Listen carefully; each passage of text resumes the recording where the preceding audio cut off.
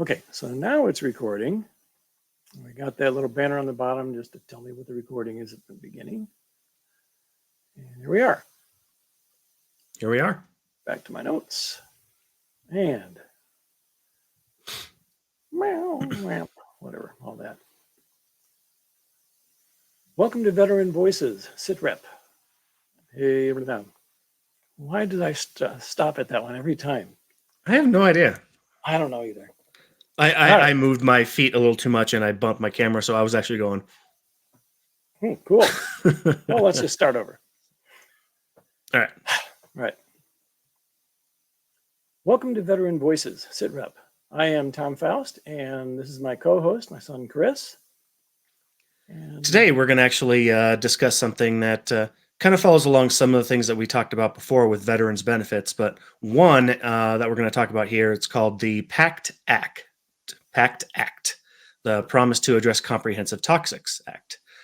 And basically, we're just going to kind of give you a little bit of an education on how you might be eligible for benefits due to the exposure of potential toxic substances during your service while you were deployed. And then at the end, we'll have links to any items that we discuss and an ebook as well with some additional information. Yeah, and then so the PACT Act, which is also known as the Sergeant First Class Heath Robinson Honoring the Promise to Address Comprehensive Toxins Act. So you can see why they shortened the name. Basically, he was an Ohio National Guardsman who died from a rare form of cancer from breathing around burn pits during the Iraq War, I believe. And so that's how this came about, is because of the pressure from that. But they finally did something about it and came up with a plan that's pretty reasonable. It actually supports things that may not even be known as being caused, and they're letting, if you have some sort of mostly a lung or cancer related issues, I think, then I'll do a break here and then continue. Okay. So the Act requires the Department of Defense to identify and track exposure to service members that have been exposed to toxic substances, and this can come from a number of areas. And then they need to be provided with medical care. And at the moment, I think you don't even have to prove that it was caused by your service. If you were in the service during these time frames, they are assuming that you may have been exposed. So that's a good thing that they're doing about that. And so it also tries to require the Department of Defense to come up with a plan that reduces or prevents exposure to these substances in the future, so we can stop having these issues. Mm-hmm. Yeah, so understanding your eligibility for these, piggybacking off of what my dad was saying, is they assume that if you were deployed during these certain timeframes in these certain locations, that you were actually exposed.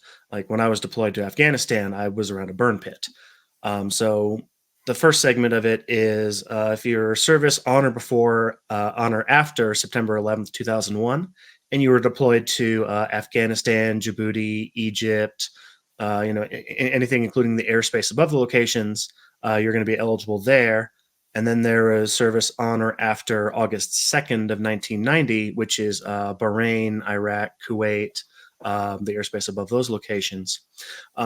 Those locations were actually significant because they are areas where you were potentially exposed to toxic substances, the burn pits, Agent Orange, hazardous materials, and the exposure has been linked to multiple health issues that led to the PACT Act coming to fruition to ensure that affected veterans receive the healthcare benefits they deserve. Yeah, and Agent Orange, that was actually an herbicide and a defoliant. They'd use it to burn away forests and crops and things during Vietnam War. So that's one that's actually allowed for Vietnam veterans, which is long before 1990. This goes back to the late 60s, early 70s. But the government recognizes that these conditions are presumptive diseases, which is kind of what I mentioned earlier. that if you were there, there's a good chance you were exposed to Agent Orange, for instance, or these burn pits in the Gulf War. And they assume that the possibility exists. So if you have symptoms, they're going to be willing to work with you to take care of it. And as far as the Agent Orange, that could have happened in, Thailand, Vietnam, Laos, Cambodia, and other areas around Eastern Asia where Vietnam War was at. So these effects, they can include radiation exposure. They can be can cause genetic damage, and so these benefits are, they cover specific conditions outlined by the Veterans Affairs Department, and I'm going to skip most of this next part here. And so the operations are recognized under the PACT Act, making you eligible if you were in those places for VA care and benefits due to the presumed exposure to these things, the radiation and the cleanups of Agent Orange and all that. Mm-hmm. Yeah, and you can apply for these benefits. You can file a claim online through the VA website, by mail, or in person at the VA office with the help of a trained professional. It's also possible to submit a supplemental claim if a previous claim was denied, but now it's considered presumptive under the Act. So if you had asked about it before this Act came into play, then you've actually got a chance to do that.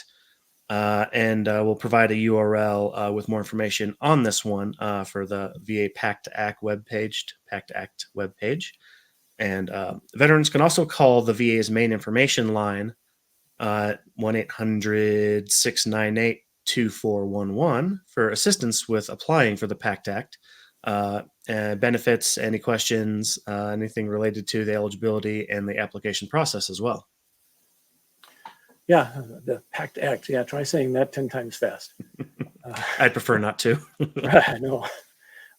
Anyway, so the other thing to note in what Chris was just saying is that watch out for scams out there. There's something I read about where you never have to pay to get help in submitting your claims.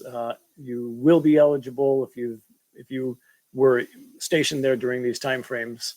And so just, make sure you follow up and check the facts. We're going to post a bunch of information about this on our website. And so there's a number of organizations that actually will help you get your benefits applied for. And those are like the American Legion, the VFW, Disabled American Veterans. You can go to your local offices, your local VA office, your state Veterans Affairs offices. And so we'll provide links to as many of these things as we can. Yeah.